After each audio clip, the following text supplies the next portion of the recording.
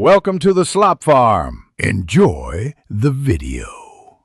In this video, I will explain how to use Canvas Group in Roblox Studio, updated. Open Roblox Studio and create a screen GUI to begin. Add a frame and insert a Canvas Group into that frame. Use the Canvas Group properties to change alpha, interactability, and block raycasts. Write a short local script to tween alpha for fades and toggle interactable for menus.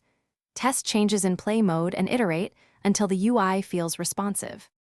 Warm, if you're enjoying this guide, please subscribe and hit like, it really helps. Quick recommendation. The Echo Dot smart speaker brings music to your baking, sets timers hands-free, and reads recipes aloud with a cheerful voice, which is perfect when your hands are floury. It's a small kitchen helper that makes the process smoother and more fun.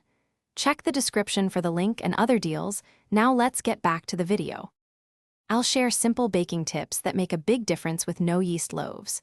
Place your shaped dough on a parchment-lined sheet or in a loaf pan and bake at 375 degrees F for roughly 25 to 35 minutes depending on size. Look for golden crust and test the center with a skewer or thermometer aiming for an internal warm feel.